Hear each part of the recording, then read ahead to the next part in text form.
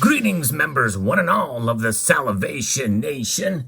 A surprising alliance may be forming between precious metal stackers and this. Let's explore.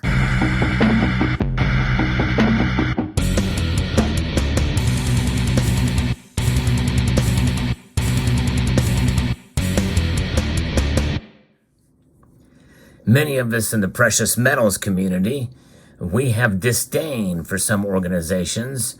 We have common enemies because there's a lot of entities out there, larger institutions that are directly contradict our values and also the principles of freedom, liberty, limited government, and honest money. And that's gold and silver, and maybe even platinum a little bit as well too. But nonetheless, I'm going to be referencing an article here that was sent to me by a member of the community from gold-eagle.com. I think this puts a little bit of perspective with an organization or certain organization and entities that we have quite a bit of disdain for because of some of the practices that they do. But what is coming down the pike is even scaring them. And as I talk about this, keep in mind that some of these institutions are directly embracing some of the very precepts that are being preached from Davos and the World Economic Forum for years. So they're going to have to abandon some of those principles, I think, in order to fully make this alliance complete.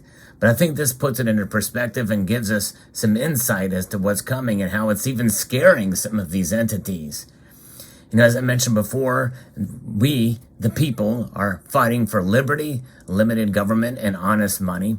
And by the way, I'll kind of send a little caveat to that as well too, because there are plenty in this community as well that hold slightly different principles in that regard. Some do trust government more than others, but I think in the end, there's a reason why we stack precious metals, and I believe in people, not government or even entities per se, but nonetheless, they may have an unlikely ally, according to Tom Luongo of the Gold Goats and Gun blog. He recognizes a split in the monolithic powers that are running the world. Commercial banks may not be on board with the effort to establish essentially what boils down to a socialist world government.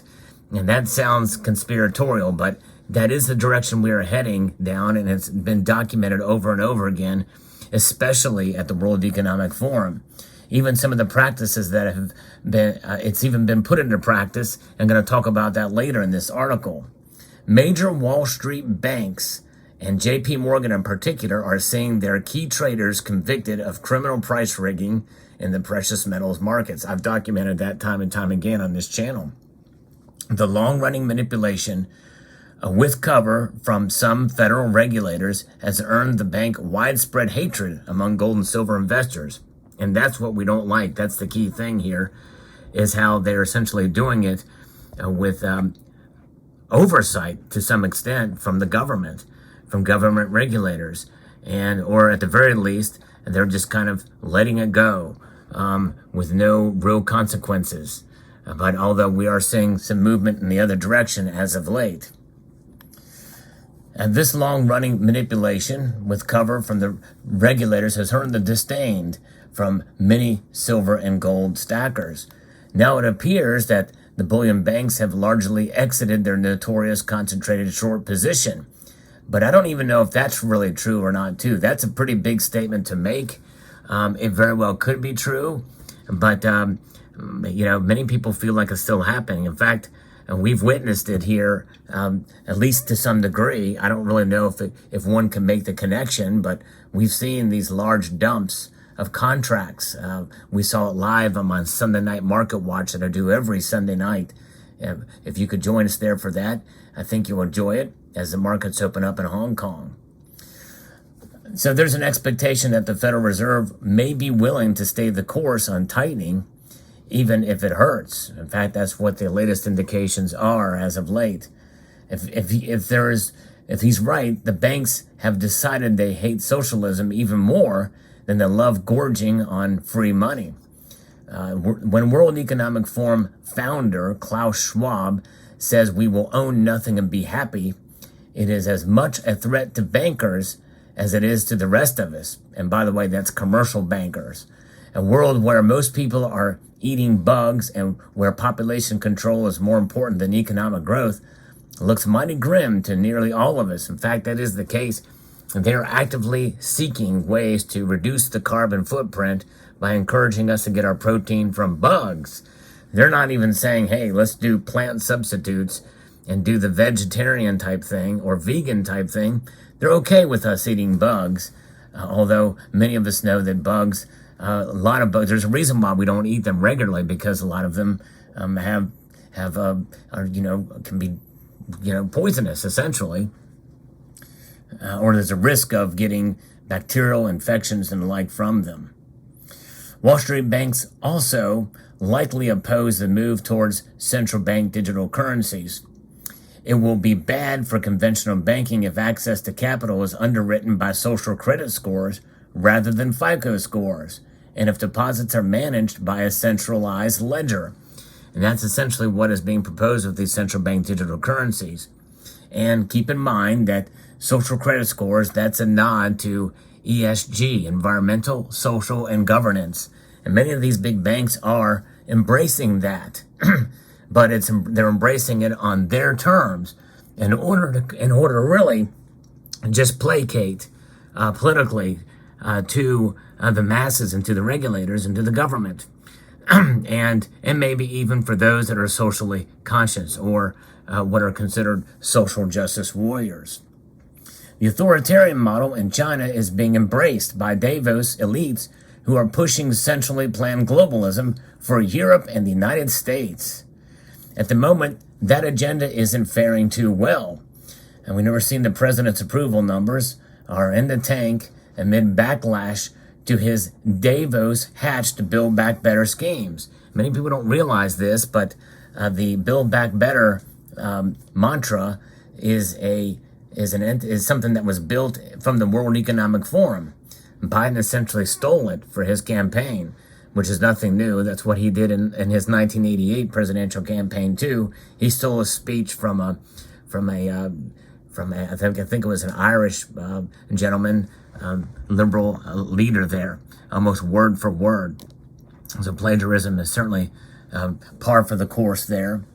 Prime ministers in both England and Italy have recently resigned. If Italy elects someone to lead them out of the European Union, it may well be the EU's death knell. We'll see. But the value of the euro is sinking and may fall much further as the European Central Bank struggles to keep interest rates far lower than the U.S., for the moment at least. The Federal Reserve appears to contempt and keep hiking and ratcheting up the pain. U.S. banks landed a punch of their own when they stopped taking European debt as collateral in the repo markets more than a year ago. There will be consequences to tighter monetary policy. For now, though, however, there are forces offsetting some of the negative effects. U.S. equity markets, for example, are faring better than many expected because investors see no better alternatives. The economic outlook in Europe is poor, and it could be just as bad in China. And with some of the precepts of following the ESG model, we see nations like Sri Lanka suffering horribly because of it, because they had some of those highest ESG scores, and now their nation is in chaos. The wide-scale loss, the wave of capital is coming to America. That does not mean the fiscal sins of the U.S. have been forgiven or forgotten. He just expects Luongo expects the reckoning will arrive here after it has blown up in the European Union and perhaps the Chinese Communist Party. So the loss of confidence happening in Europe and China is coming here as well. The Grim Reaper eventually comes for all badly abused fiat currencies. In the meantime, tangible assets will continue their ascent in nominal terms. But so far, we really haven't seen that happen. Where gold, silver, and platinum and palladium, sooner or later, they are going to have to go north. And they're going to have to rise in price to match their value. I believe silver is especially undervalued to a degree. and gold to some extent as well. But nonetheless, they are valued right now in fiat currencies. When you and I hold these metals, we hold them beyond what the nominal price is, or the real price, or any kind of price tagged by fiat currencies. Obviously, price does matter.